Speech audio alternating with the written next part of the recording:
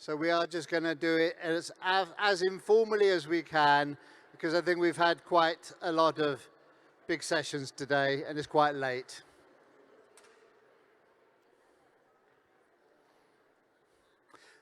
So this is the session on helping us think through and move forward in developing an independent commission on public services. We want to get your feedback on how we might frame and focus such a commission. And we want to get your feedback on how we might structure such a commission and what might be the key steps to make it happen. And even to get your ideas on who might be really good chairs, high-profile chairs, or people to join the commission.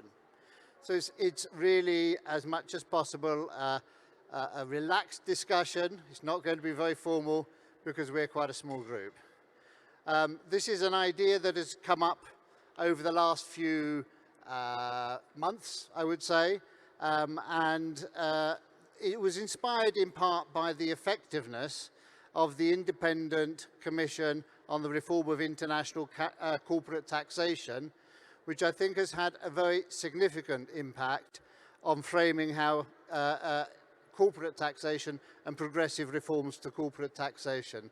And that is a commission that's been chaired by Jose Ocampo from Colombia, who's now the Minister of Finance of Colombia, with very prominent economists, including Jayoti Ghosh, who we saw earlier today, Magdalena, who we also saw, who's the Executive Director of Global Initiative for Economic, Social and Cultural Rights. Also includes Thomas Piketty and other prominent economists, Joseph Stiglitz. And the power of having a group of very high profile, widely respected individuals who are reviewing and making comments and producing research. This is interesting. Yeah, another. The same will never. Nothing will stop mattering, and the same will never give us nothing. Create. It's very, very impressive. So the Independent Commission on Corporate Tax, I think, been a very powerful space.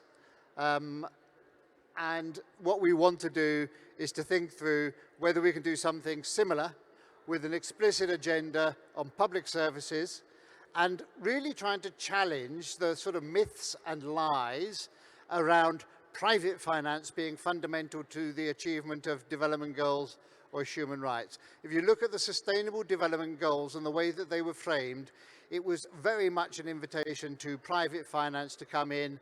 And actually, of course, what happened is it ended up with private money really profiting from public budgets. There was never really ever any private money which would come in and add to the total sum of finance. It just created space for public-private partnerships because it was never very clear and explicit that if you're going to achieve the sort of sustainable development goals that were laid out, you really need to focus on public services and on public financing.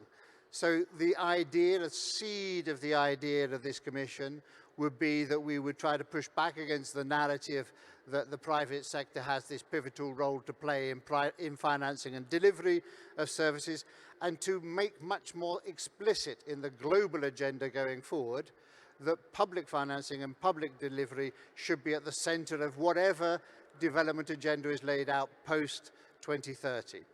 But with a series of important landmarks moving towards that, starting quite possibly with what is the UN General Assembly Summit on the Sustainable Development Goals in 2023 in September, continuing with the Summit on Our Common Future, which will be happening in September 2024, continuing on again to the World Social Summit, which is due in September 2025. These are being different potential moments where a high-level panel of people articulating a pro-public and a narrative and challenging private finance and the myths about private finance could help to shift the narrative and the dial internationally.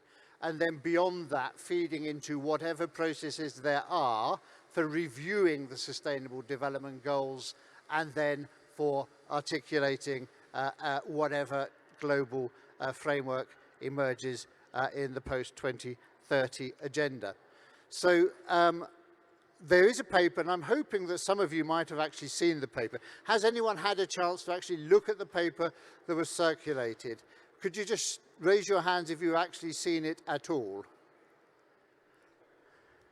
It looks like this, and because I really don't want to be speaking at great length, but hopefully we could try to make sure that if those who can put it up on their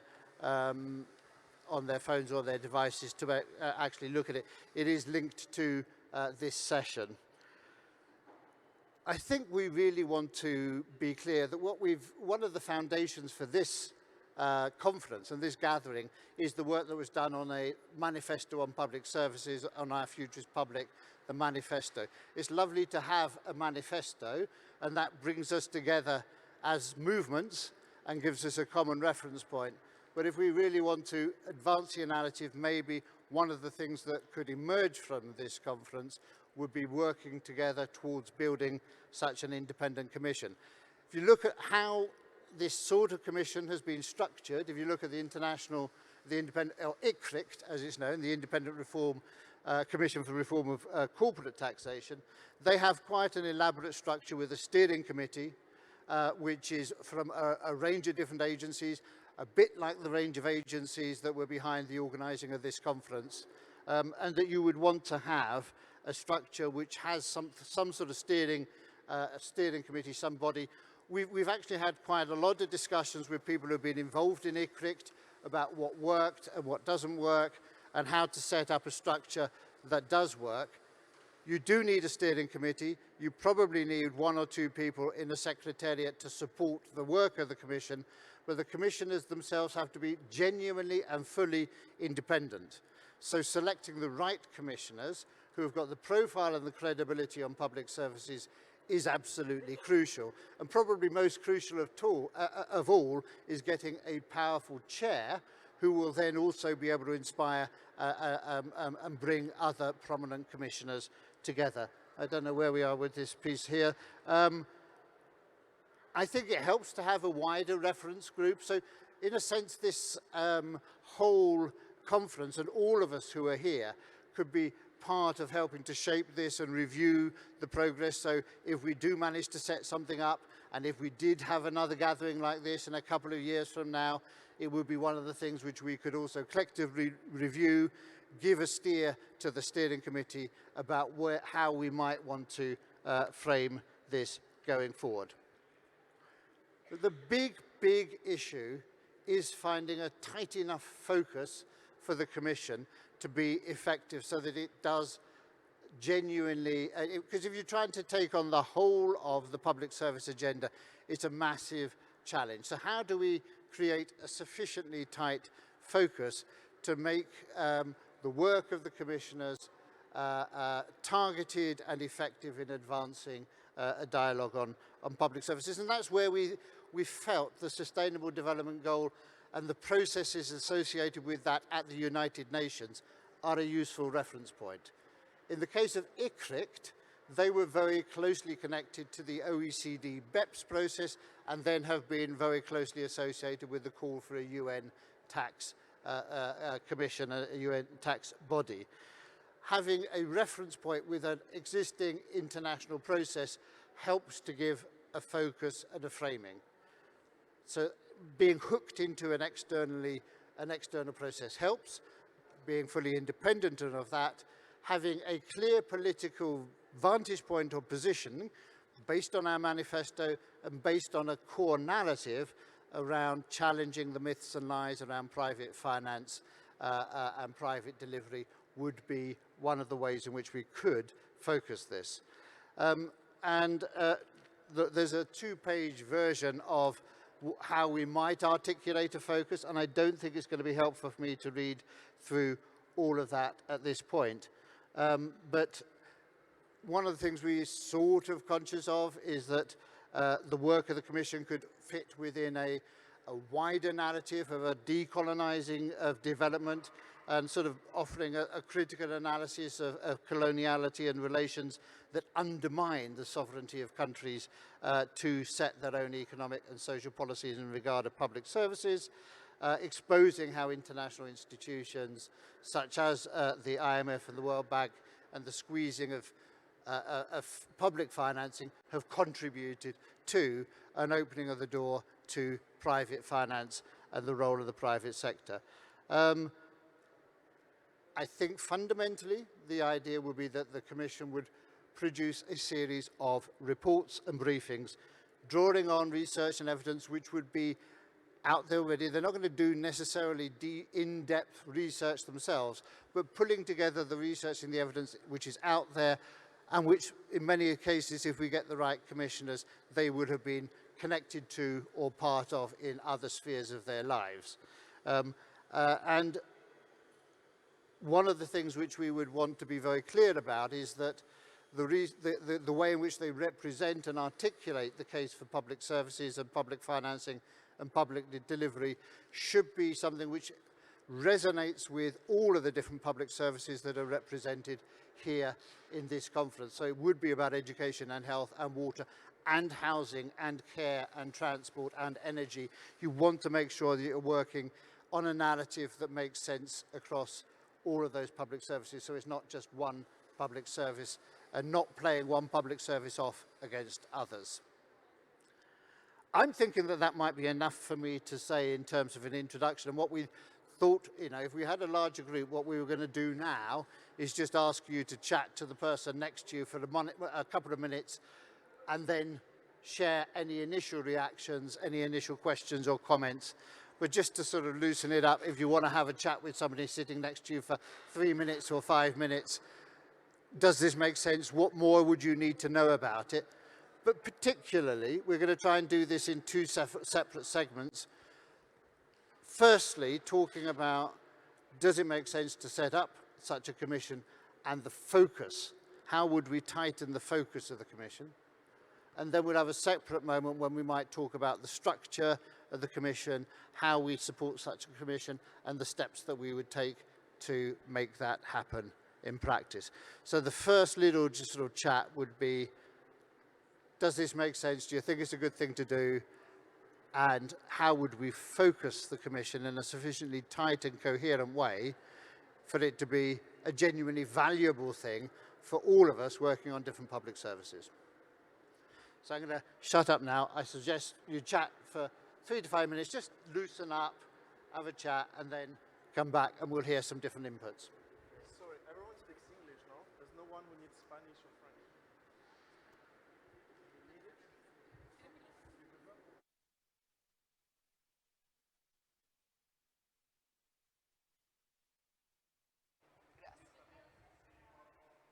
¿Quieres otro micrófono? Pero solamente estaba preguntando sobre la traducción.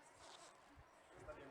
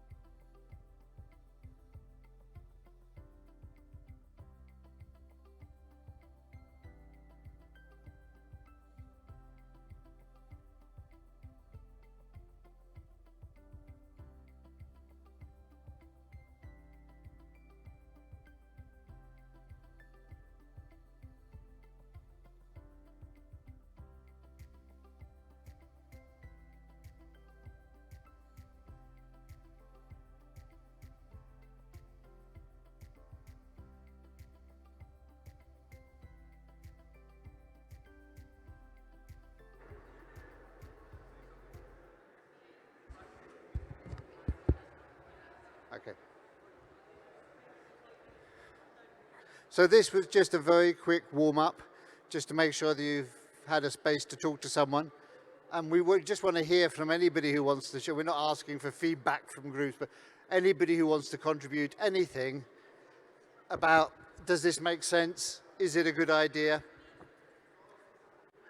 And we'll just start with anybody who wants to. I'll just break the ice with a question. So the Commission, I mean, I didn't read the paper, so I'm sorry if I'm asking something that is self-evident. By the way, Eduardo Arenas, Open Universiteit, the Netherlands. Is this Commission going to give place to what juridical instrument? And what's the interrelationship that you expect to have between this Commission and states?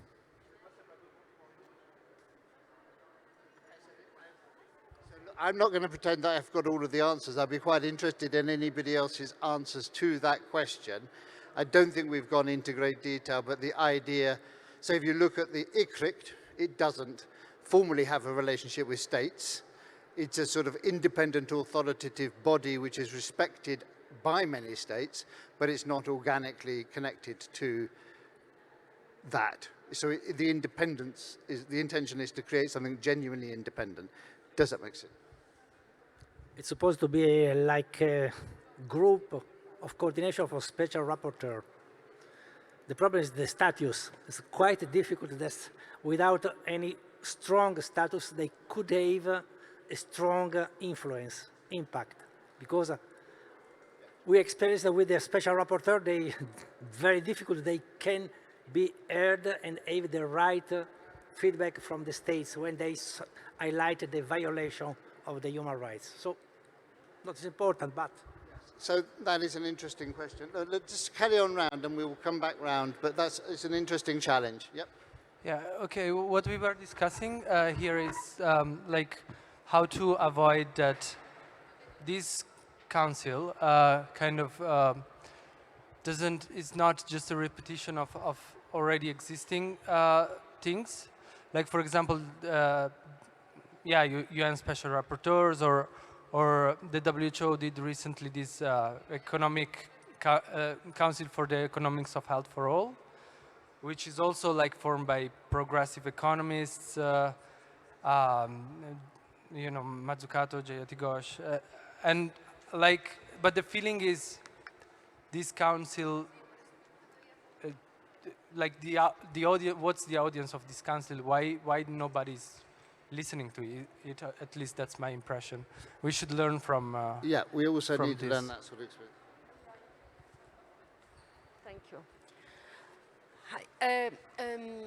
Listen, I think I perfectly understand the meaning, the purpose, and what we are trying to build up.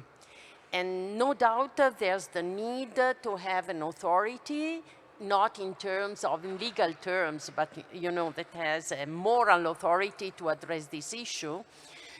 But I think that the comparison with ICRICT is risk to bring us not in the right direction, because with ICRICT the scope was clear, addressing corporate tax system, and that was one issue, clear, and addressing the corporate taxation at global level. So influencing the financial institution, global financial institution. In fact, the first claim is creating an intergovernmental body under the umbrella of the UN. So that's clearly what we decided to do with ICRICT. Here it's a little bit more complicated because, first of all, we need to identify what we mean by public services. And listening a little bit of the discussion we had in these days, there's different approaches, there's different ideas, and above all, we have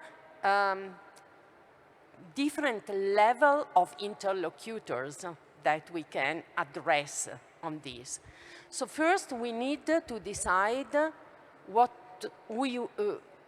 is the scope of this commission, which public services we refer to, and how is conceptual, is about the policies, because we have the policies of the financial institution globally. We need to address the issue of the regional development banks that often are more aggressive than the IMF or the World Bank in driving privatization of public services or business. We need to address the issue of bilateral or plurilateral trade agreements that include the privatization of public services. So for me, it's very much complicated. And before talking about the form that we want to give to this commission and who will chair what, I think we need to dig a little bit more in that areas to identify. What made ICRIC successful, in my view, apart of the clear definition of the scope, the identification of commissioners that were really expert in the areas, it's also the fact that we looked to real independent persons that were not members of any of the organization promoting. Close to us, of course, but that's the first thing that we did, to identify who could have the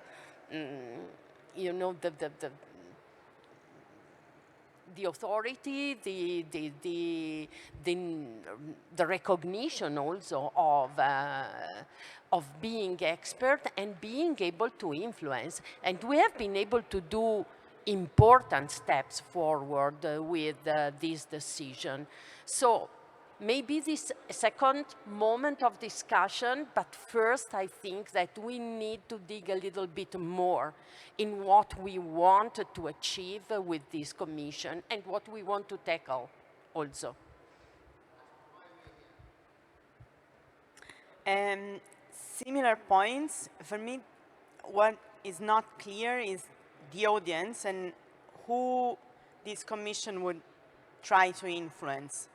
And I'm not sure, I mean, if the aim is to have another body that is talking in the space of global development, I'm not sure we need it. Not because the existing spaces are perfect, but I'm not sure that we need to say more on the importance of public services in the spaces that, again, as economic justice movement, we try to influence with our work normally. It seems to me that what we keep saying to each other is that there is need of more political influencing and changing the narrative. So it would be, I would see something like this to have a strong political voice. And when I was thinking of potential members, a number of politicians came to my mind. Jeremy Corbyn, just to say one, Nicola Sturgeon, people who actually then attract influence and can influence others and anyway have national chapters. But then on the other side, go, take people from the arts. A Ken Loach, that talks about public services, or go with a little bit of the unusual suspects, not because, the person who are in the list now are all wonderful and would all do a great job, but if we want to try to attract a different audience, we may want to have some who, speak a little bit of a different language. And with taxation, and corporate taxation is a bit tricky to do, but with public services, there is so much that we can draw from. That I think it would be an exciting way to develop this. In addition to the question of delimiting the boundaries and who is the audience, there's the question of, is this the right space that we are building it on? are the SDG related structures the right structures? If there's anything that one has learned in the last 8 years, follow-up and review processes of the SDGs are extraordinarily weak. The capacity to dictate policy is minimal, and there is no money on the table. So therefore, should one latch on to a process that one knows is weak from the start and has no teeth, versus, for example, figuring out some mechanisms which are more Geneva-based, for the lack of a better word, with some structure which has some power somewhere, basically. Geneva-based in some form. Do you mean the international human rights? Human rights related structures of some kind, which at least have some in human rights, some framework, some recommendatory power, some enforcement power, howsoever weak. I mean, look, one of the things that I think needs to be addressed at the UN level is this common belief that private money is going to come in, and that somehow through all this blended and innovative and de-risking, they're going to bring in private capital into public services. And to me, it's amazing, but it's similar to what I saw 20 years ago when everybody was talking about PPPs, public-private partnership. They all believed it. They had no basis for it. There was no empirical evidence that it worked, but they believed it. And so, you know, is it, and I know we've had this discussion, and I will admit that I've you know, worked with Archer and the core group. Do we focus on financing public services? Is that too narrow, too complex? Are there too many actors? But right now, I see this common delusion throughout the UN system that if only they can get BlackRock in, if only they can get Vanguard, and we got to deal with that now. Now, that's my thought.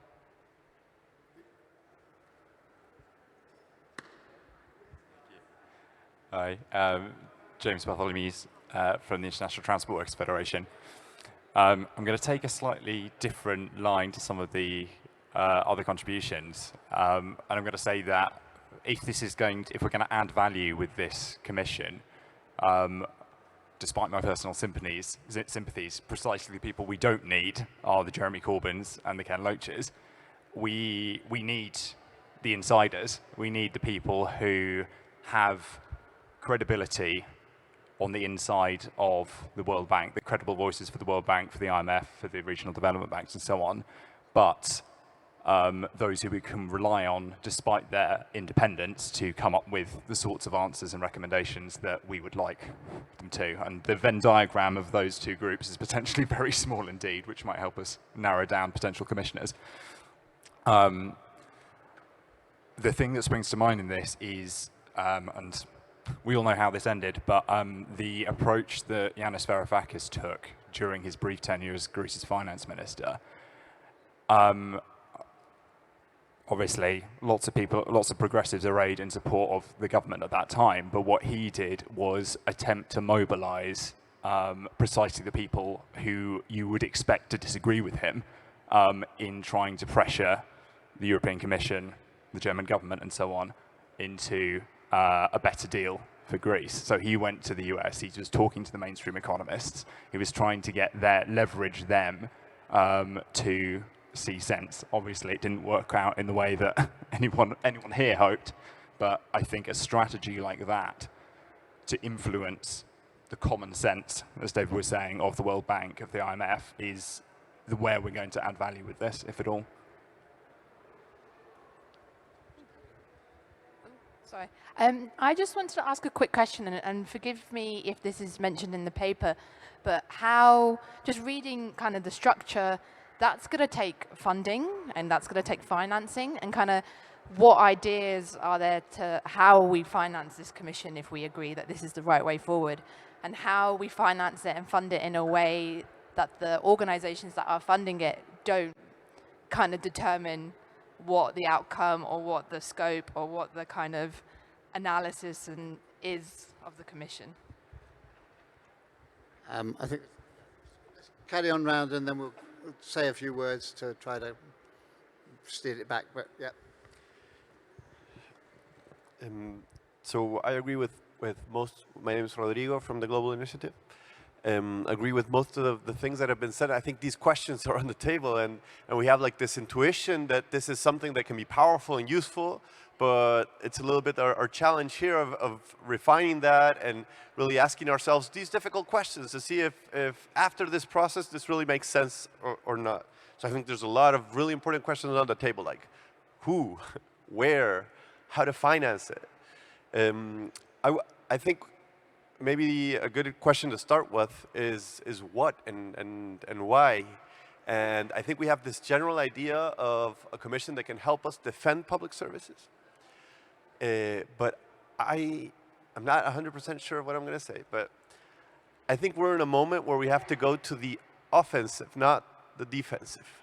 So if we're going to have a commission that repeats that we cannot privatize public services because they're very important, we're going to be replicating something that we're doing through a new organ or space.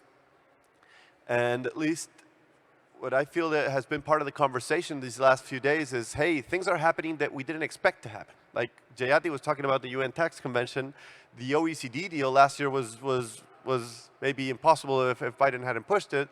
So 3 years ago, that didn't seem possible. And today, well, it's sort of been pushing forward. And in that sense, there is a sense of crisis. And in crisis, things can go either way. Or we can go towards quicker privatization and reduction of public services, or we can propose an alternative. And I think part of that alternative has to be around public services for the 21st century. I don't want to use any wrong language here, but not on just how to defend what we have, but how to promote something stronger, something more powerful. So again, I'm going to step on some eggs, don't want to get in, but Hillary Cottam thinking of how public services can advance towards the 21st century point of view, stuff like this that we can sort of put a voice into the public that is saying not only defend what we have, but move forward. There is something that may allow us to guarantee our human rights better, allow us to have healthier economies and people. So yeah, I just want to put a little bit of those ideas on the table and pass it on.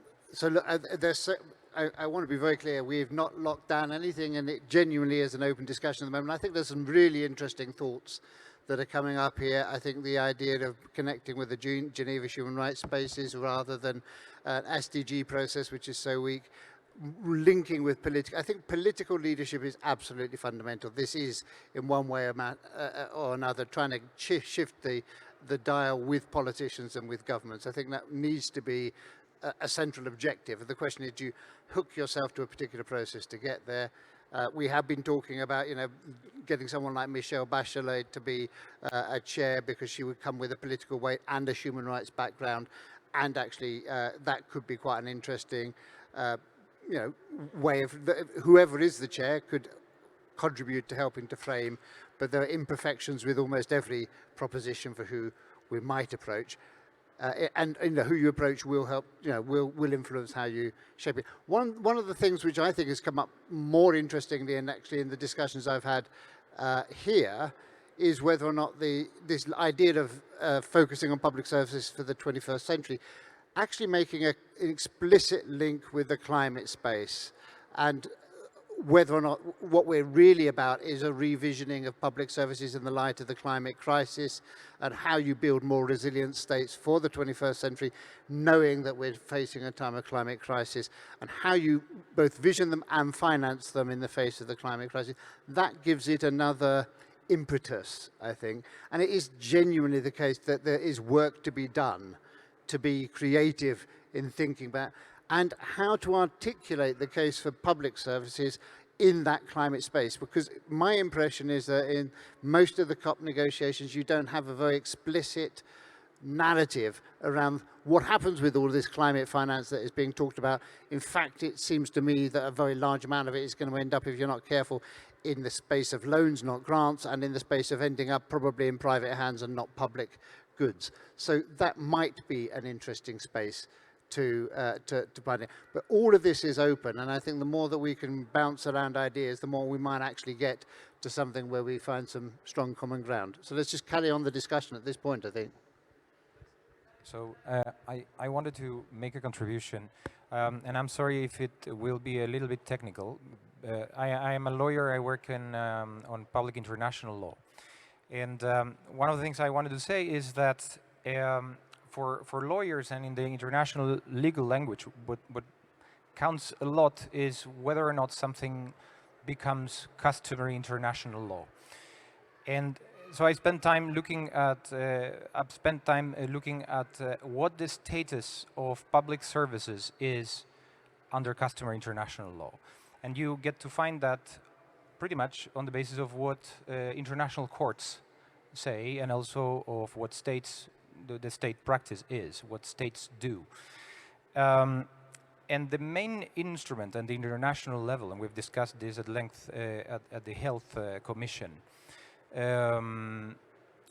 is General Comment 14. And if you look at paragraph 12, letter B, which speaks about the important issue of access to health services, you have there a very clear public-private divide. And this public-private divide normalizes the distinction between public and privately provided services, which have to be made affordable to all. So the first part, which is in my view the most important, somehow becomes less important because of the goal, which is affordability. In a way, what happens is that it doesn't matter so much whether it is public or private. The goal is, if it is affordable, we can even be in agreement with private services. And you can think, and that is actually the most hegemonic position, well, this is actually a good thing, because what we need to have at the international human rights level, it's a type of very comprehensive accountability, so that if states choose to go private, we still are going to have human rights instruments to make them accountable. However, that also contributes to normalize this weird status on private and public services where both of them come into the table of human rights, and both of them become legitimized avenues to the development of things that, at least in my view, and I think on the view of many of you that have been speaking, can only be carried out by means of public services. So it's not just about the goal, it's about who carries out those things. And this forces us, in this critical constellation, in the human rights movement and human rights activists, and many more, on take a determination on whether or not human rights can be satisfied when it comes to issues of accessibility through the private sector. And I think that there we need to really take sides pretty much on the basis that they shouldn't. I mean, if not, then what is it that we are discussing? So this is a very technical goal, to take public services into a more robust status within customary international law, but it's a goal that I could think we could try to put our minds and see on the basis of that goal how we could reform instruments like general comments that exist at the UN, and see whether or not we can bring this later further into the practice of states and also at the level of the practice of courts.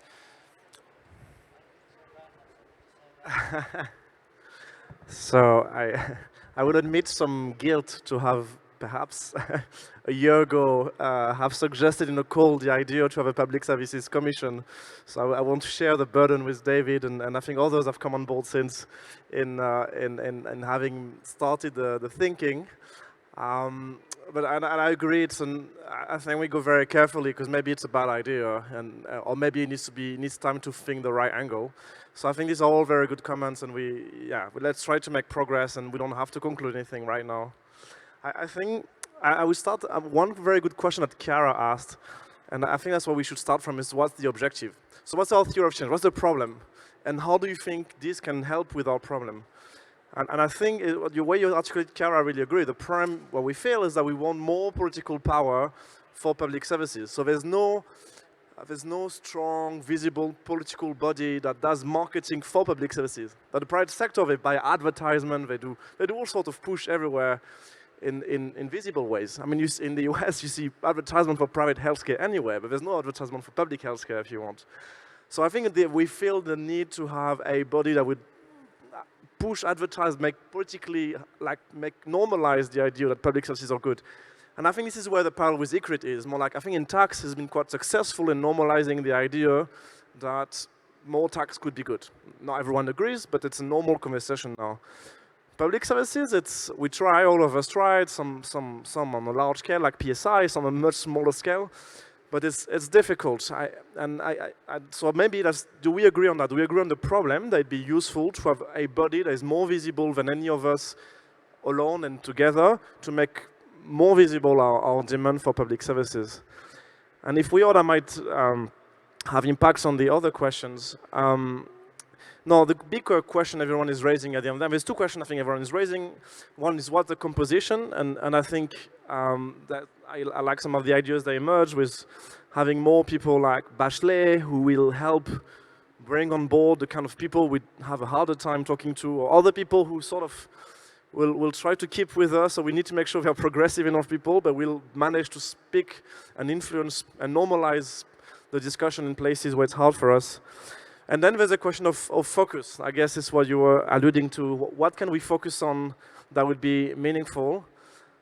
I agree with your comment. I personally don't think SDGs is an amazing way. I think SDGs have barely any impact.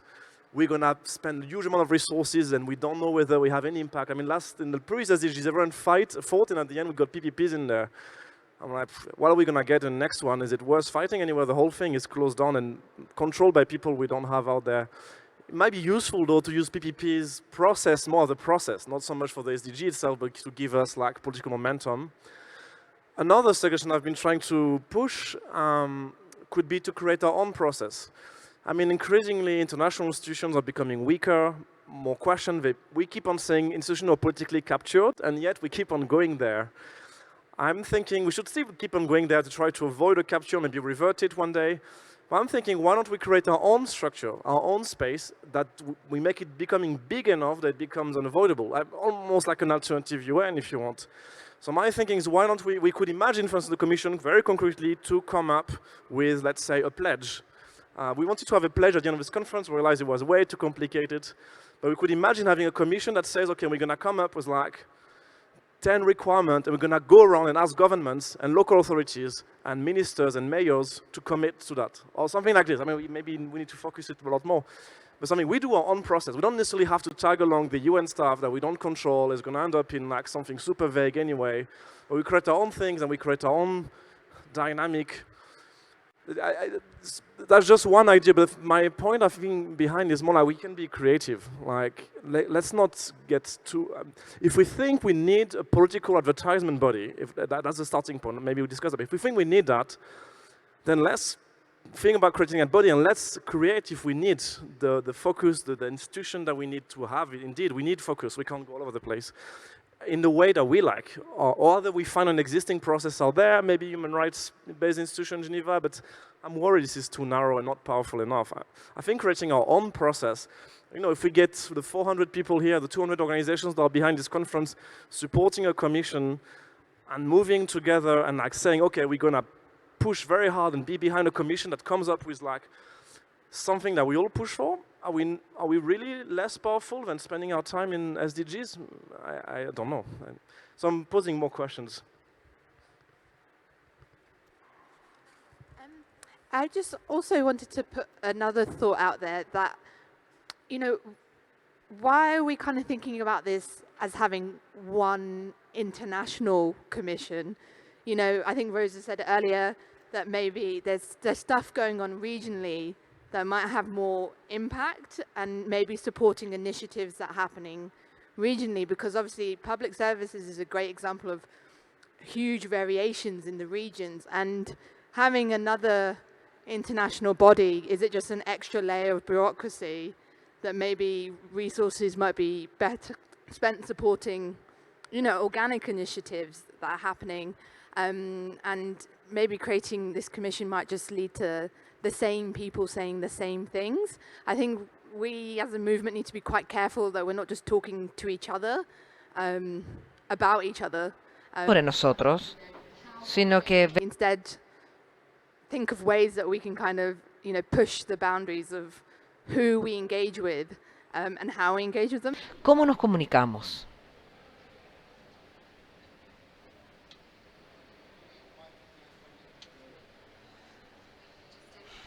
Ok, tengo una idea con respecto al propósito, el enfoque.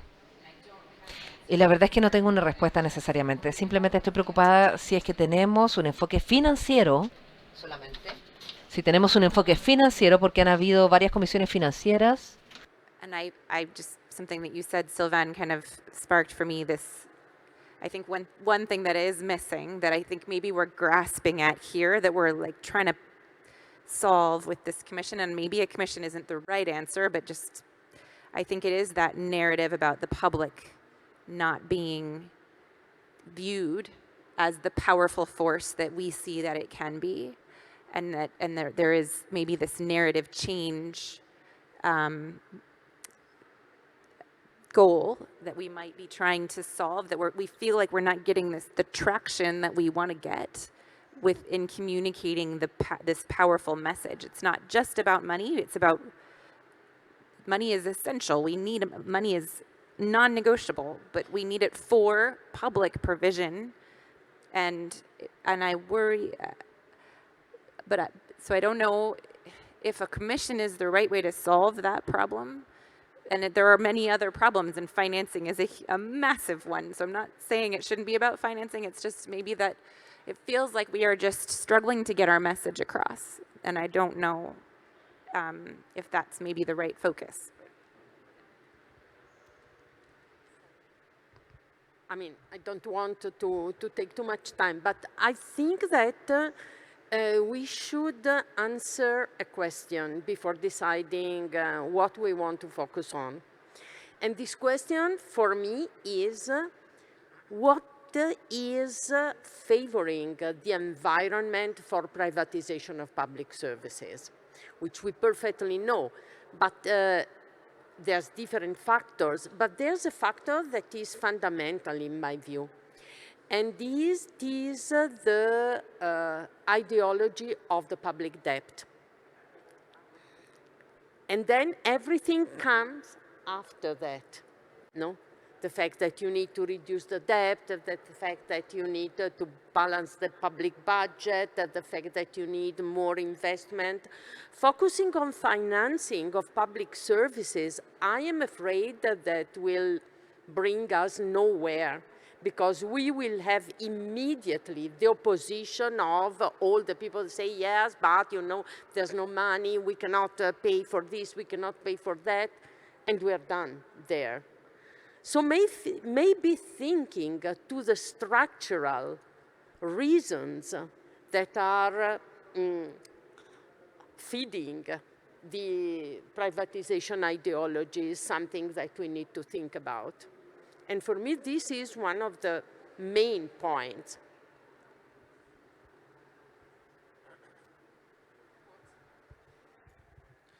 Yeah, maybe just to add to what Rosa just said. The World Bank has a group that works on health financing. And in their recent publications since COVID, what they say is, we acknowledge that public system should be healthcare system should be publicly financed, but they say, oh, well, but you know, there is no money, so these are the scenarios, and then they give recommendation based on these like scenarios, like of how much the government budget is constrained.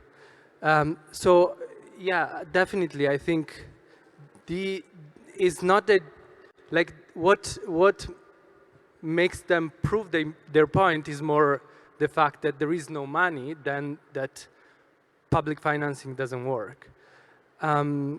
So maybe we should indeed focus on what doesn't work, because the creative solution they come with, like they come forward, like blended finance, PPPs, all this stuff, we should demonstrate that it doesn't really work.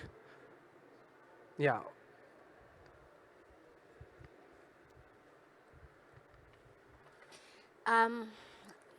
I'm talking like a practitioner and from the Global South. Going back to her issue of looking at the structural problems, I've seen from experience, and many people have also can attest to this, is that where I come from is that to make the private thrive, they have deliberately killed the public.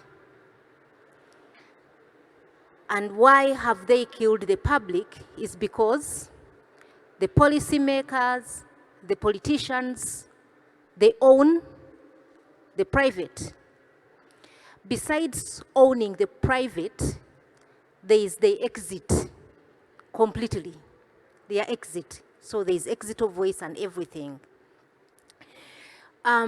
When we have a commission in place, there are certain things that are going to be done by the commission.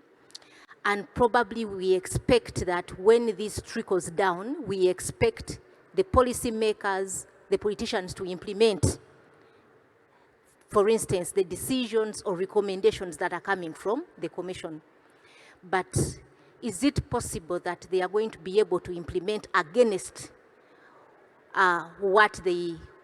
where they are getting money from the private sector? Is that possible? So I've also been thinking that at the end of the day, with all the work that we are doing with the UN bodies and all that, the treaty mechanisms, it all boils down to implementation, that we go to these mechanisms and get very good decisions, very good recommendations and concluding observations. But at the end of the day, when we go back to implement, still we are going back to the policymakers, we are going back to the politicians, and that political will is not there to implement. So the key thing here is that who gets on this commission is also very key. When you talk about former president of Chile, and I'm sitting here and I'm like, in Uganda, is my president, who is very stubborn, going to listen to that person?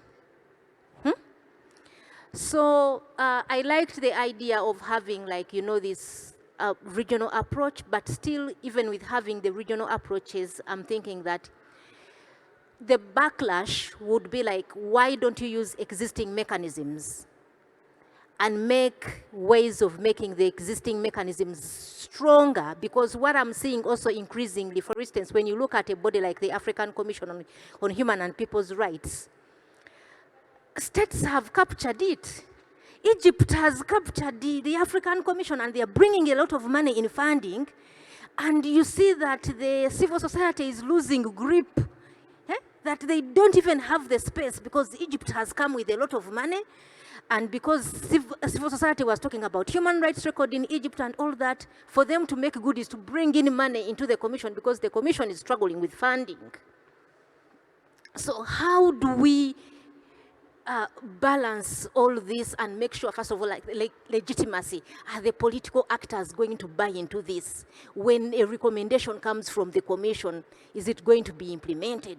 Who is this? Is it, you know, I'm really struggling as a person with this. It's a big struggle for me.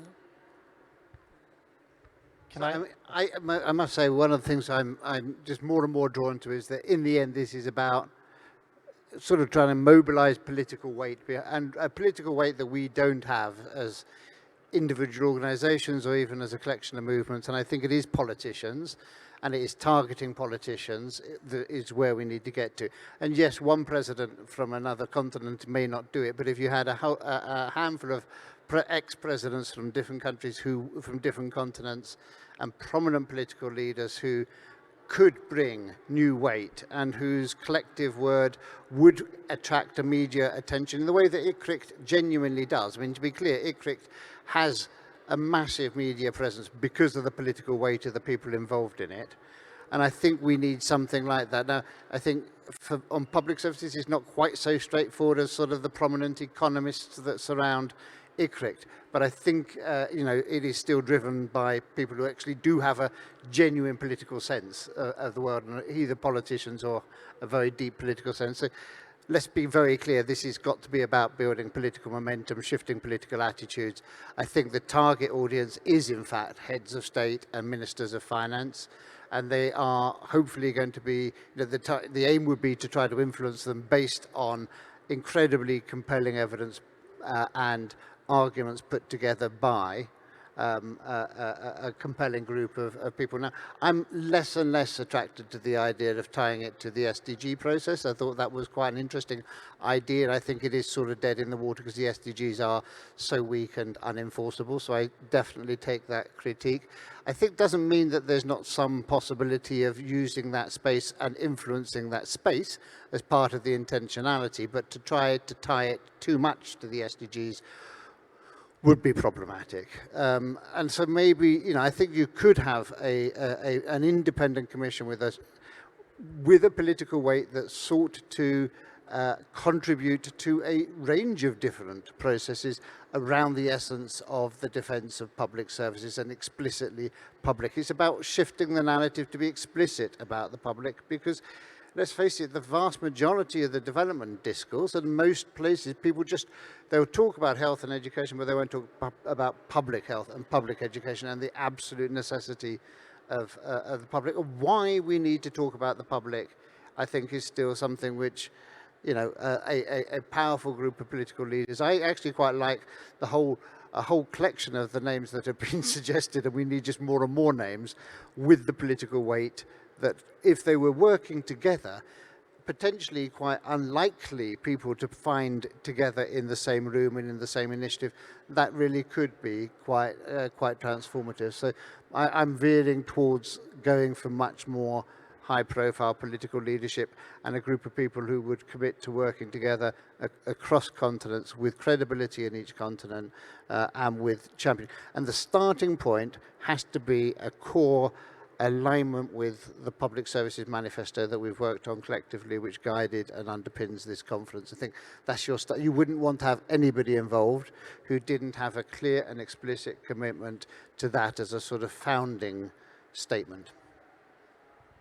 If I can add to that, so there's a bit of a discussion. I think the question you raise is, do we need a public services body when it's all about money, and we have ICRIT in a way that is dealing with the money? And I think it's a fair question. There's a good question of articulation there. And you mentioned the example of debt. The one thing that strikes me is, to which extent do you think that the argument they make that there's no money or that there's debt needs to be paid, to which extent is it genuine? Or to which extent is just an excuse, it's a way to market where it's a much deeper ideology? Because I've seen a lot of countries that are not in debt, that have very good income, even some that have good taxes like Sweden, that are massively privatized. So Sweden in the 1990s privatized the whole education system. There's no debt issue. There's no amount of money left. They have good taxation. The real reason I think most of the people who privatize do is that they believe private is more efficient. They believe too big public is bloated. They have a more fundamental philosophical vision of the world. They believe that individuals competing are more efficient. And I think that bit is not addressed, I think. That's where we have a gap potentially, is addressing this. And remember, this idea that we should compete, that we are individuals in our little corner, that we need to fight with each other, and the more we fight, the more we'll be efficient. I mean, it's not so old. It essentially developed in 60s, 70s with some Chicago schools economists who developed some theories, pushed it into Chile, and then became the thing everyone pushed for. And I'm thinking, maybe we need to do the other thing, articulate why the vision of public, but why do we want to be together, make it appealing, it becomes, why, it's kind of very interesting, I don't know if you know more, but why did neoliberal idea, this idea of competition and small state become so popular It's not so much evidence. I mean, we can track a bunch of things, but at some point, for some reason, it became sexy. It became something appealing. It became something every minister, I mean, we've talked a lot together to governments, and we go and then naturally go there because that's kind of the mood, the flow. And what I'm thinking maybe this commission could bring is change that flow, make the mood, the kind of thing that becomes sexy is like, oh, actually, you know what, building a really good community-based healthcare system or energy system is actually super cool. And we have one country over there that tried, and there's this bunch of like leaders that work with this one country. They work together on a pledge, they tried something, and it's actually looking super good. We keep on hearing about it in the news. They keep on coming to speak to us. I'm not so sure why as a leader, but I feel like I need to go there. I feel if I go there, I'm going to get more votes. I'm going to get elected. I feel we need to make the idea of neoliberal competition something of the past, something that is like old and falling apart, and make our new, and that's why I like also the public services of 21st century, linking it to climate, like a group of bodies that really help us marketize, essentially. No, but not only marketize, think about it, but also marketize the idea that it's really good to be together and have strong public services and good, well-paid, workers. Maybe I'm not so sure that it's almost the non-financial part is really dealt with by any international body at the moment. And it's not at all in a position, it's complementary. Almost I feel like we need to walk on our two legs. We need to walk on the legs of, we need to raise funds and counter austerity, and we need to walk on the legs of, we know why we want to do that. We don't want to raise money just to raise money because we are fun about taxes and we don't care about that. We do care about not living debt forever. But we have something much more important we care about is living together, and we love that. There's a lot of motivation. It's not just us, it's a bunch of people around the world, leaders, former leaders, people responsible. I think that kind of idea, tell me if I'm wrong, maybe that's where there's a gap. Again, I'm not sure, it's a question you raised, is the Commission the right response to that? But if you have a better idea, we can also explore. Thanks. With all the talk of shifting narratives and shifting public perception, I just want to sound a note of caution about separating the high-level political advocacy from the movement building. These are two very different things, and we are not going to build public momentum. We're not going to build the social movement for this, social movements for this, with a committee of experts. That's never, it's just not, it's a totally wrong solution to that problem. I think there is added value here in the way we've kind of talked about applying some kind of expert influence and pressure to policymakers, both elected and unelected.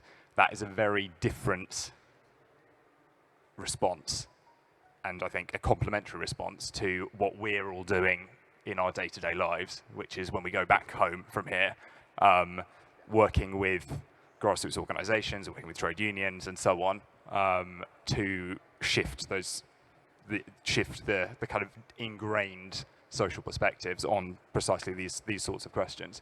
So I don't think we should fool ourselves that we're going to solve that problem with this solution. 100. I don't think we ever intended to suggest that the building of the movement, that's where we are here.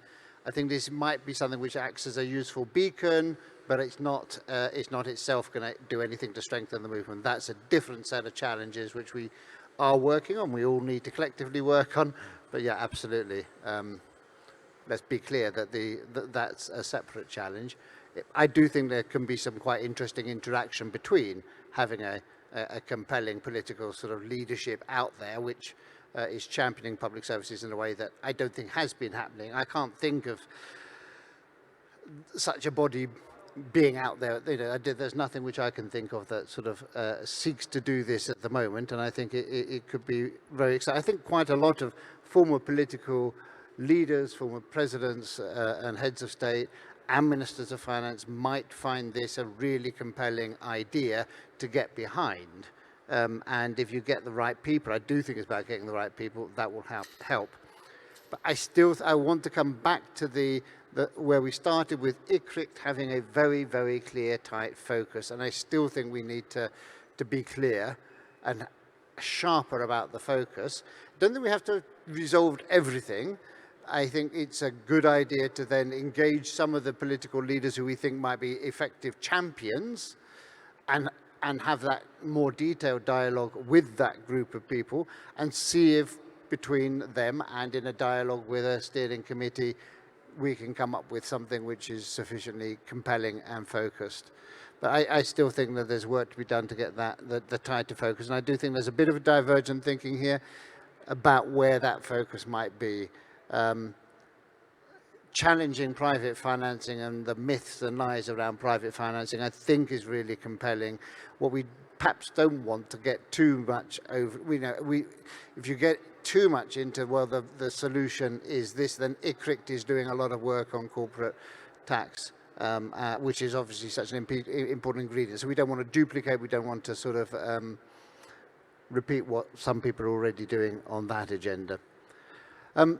Any final reflections? Because I don't think we need to. I mean, we're not going to resolve everything today. I think it seems to me that there's a lot of interest and excitement about the idea. We've still got to elaborate it further. I think we need to have a sort of concept notes that and sort of lay out perhaps a series of options about what we might do next. But I do think there are questions about, if you were to do this, what might be useful next steps from where we are today? What might be the next thing for us to do in order to make this happen? And anybody who's got some thoughts on that, I think would be welcome. So that question is also Sylvain's question about how to make public services sexy, right? And it's a very important question because it is about an image, a mental image that common ordinary people need to have about our ideas, why we are trying to convince them of eliminating this very extremely powerful cultural image of a private service that will actually give them what they want when they want it. And what we are actually trying to say is that those gray places filled with holes in the walls are actually the thing that we want for them. So it's quite a challenge that we have. And to change that narrative is a very difficult thing. But I think that that's exactly what we need to do. And I can think of I don't know if you know more about Kerala, the experiences there, but I think it's something very local and that has brought a very concrete notion of what public services may look like. I have another one from this country, but it's, as usual on these things, very complicated because there are political issues, and of course they are there. And it's the case of the mayor of Recoleta. You know that Santiago is two things. Santiago is a city and it's also a municipality. Next to the municipality of Santiago, there's another one called Recoleta, and there you have a communist mayor who has not done very well lately in trying to unite the left, but who did really well in being a great mayor at the level of creating public services. And these public services were concrete things. It was like, people didn't have money for medicines. Well, he put a popular pharmacy for people to have access to medicines. People didn't have books. Well, he made a public library where people could have books. People didn't have glasses, so he made, an opticians so that they could actually access these things. So I think that on the sexiness, I think we need to just make sure that we work on providing clear images that people can imagine a better future. The motto that he was working with was, "It is possible to live better," or something like that. I'm probably paraphrasing it in the wrong way, but this idea that it is impossible to live better, that it's completely forgotten in the more popular municipalities which have a lot of poverty. I also wanted to react on what you said about Corbyn, and I don't want to make it an issue of names, because I think that that's the best way to get us not being united, and we need to work for being united. But I just wanted to add that the experiences that they have been protecting, not just Corbyn, but a bunch of people through the Progressive International, they've been the ones that have been here when things have happened. When it came to Ecuador and the election was lost, they were here looking at the election and expressing solidarity. When the same thing and the stakes were high in Colombia, they were here reporting it. When in Chile we lost their referendum, they were here trying to not have that result. When Lula won, they were here again, and when Cristina in Argentina almost got shot, they were here expressing solidarity. I haven't seen other leaders doing this thing. So we don't have a lot. So yes, with their mistakes, with their things that I also don't like, I think we need to also recognize those things. And on the last thing, I wanted to very briefly relate that I'm not so sure that the Swedish example, Sylvain, is the best one, because quite frankly, I really would like us to get to a half of what the Swedish have. And I see it more as an exception rather than the general rule. You know, let's first build those welfare states, and let's later worry about what could happen that in a situation when we actually have those things, they could get away from us. But I think that the other way around, it's lots of people are fighting for getting a quarter of what they have. So if there are other inputs, let's have one or two more inputs. I think we need to try to wrap up. We've got some really interesting thoughts and notes and observations which we need to then process. I am interested to hear one or two thoughts about what might be next steps as well. And I've got a couple of things I want to say at the end, but let's just hear what else there is over here. It's more of a question to respond to Angela's comment earlier, because I'm just testing, because I think your point was powerful about what will and won't sway, for example, the Ugandan government or the politicians there, like this reframing, that making this more political, perhaps with like influential politicians in the African context. Is that something that could have value in your national context, or is it more like an African regional commission, a high-level commission for different regions? Obviously, you couldn't do them all at once, but like, what would be more? Is this moving in the right direction for the point that you made earlier? Is my question. I don't think I have the answer. Why? It's because we have tested this. When we started doing the work around regulation of school fees in both private and public schools, but looking at the private schools, we looked at who would be ideal like champions for that work. So we identified people from parliament and what. But when we started doing the background checks, we found out that actually these people are owning schools. Like, usually what happens in my country is that it's very difficult to do a search and say that it is this person who owns this school. You find like, you have to really dig and see. So having something that is really political, have the political big weights can work, but to the extent that you have really done, that due diligence to find out who these people are.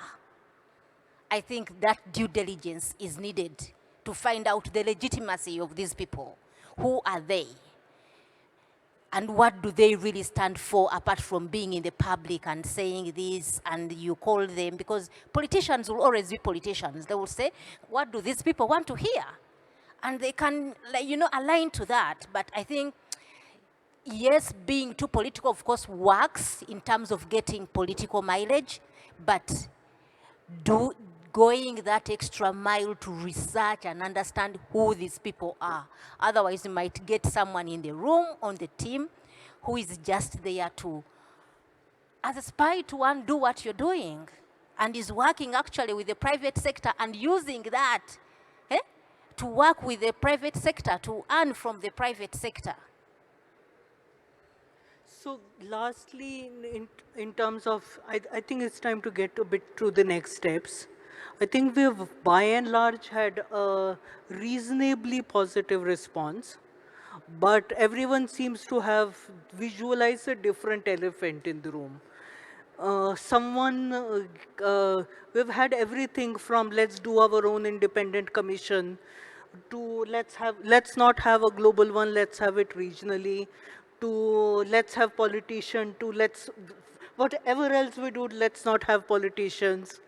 So therefore, it might be useful to summarize what the various options are and what the political implications of whichever models have come up. So that we've had a wide wheeling conversation, but we haven't really reached to a point of we really understand what the options are. So therefore, we have started with a few questions of how do you delimit public services.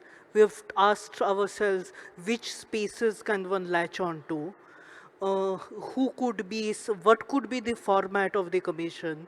Some of those options, if someone can work upon it, look at the pros and cons, and maybe, because I guess also it's partly that everyone is exhausted by now.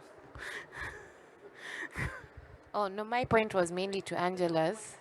And I was just wondering about the question about the fact that there might be people who have a lot of political weight and can sway politically, but who are compromised in one way or another. And the question is, in our selection, like we might have to decide how much compromise we are willing to, make, especially in the African context.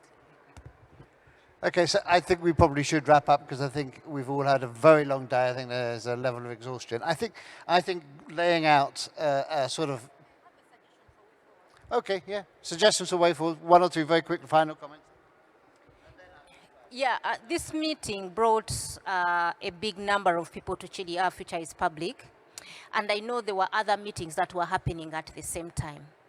And in the spirit of making this participatory, I'm suggesting that can we do some kind of survey where we send out questions to all the participants, because we have access to the database of all the people who are in Chile for this meeting. By the time they're in Chile for this meeting, they believe in this cause. So send out that survey to all the participants and, structure those questions where we are able to get direct responses, and then a team can go through that. And basically, and we also have different like convenings, education, and all that can follow up with the different people that they have brought to Chile to make sure that we get as many responses as possible in the spirit of making it participatory. Yeah, very practically, I completely agree with Angela that we need to discuss the various options, but we also need a group of people who are going to do this work and who will volunteer to do this work. And I don't know if this group exists already, but I think starting to collect the emails of all the people here who wants to participate and other people who might be willing to participate would be a good start. So I think that sort of all comes together quite neatly with the idea of putting out a survey, because one of the questions in a survey could be, are you interested in helping us to process this and develop it further? I think, for me, it does come together. So the idea of laying out the different options around spaces or framing and the profile of people. I think we've got a document at the moment which I think we need to sort of strip back down to. These are a series of options about framing. These are a series of ways of focusing in terms of the target spaces. This is the sort of different options for the profiles of people, and then ask people to make active suggestions within that framework, their preferences on different things, and active suggestions for particular candidates who they think would be really powerful and resonant in their region or for their theme or for their particular public service. And I think that's something which we can do immediately after this conference. I don't think it's going to, and we can ask for the volunteers in that survey. So if you want to help us take this forward further, then please get in touch. I mean, I'm definitely committed to continuing to engage in helping to pull it together.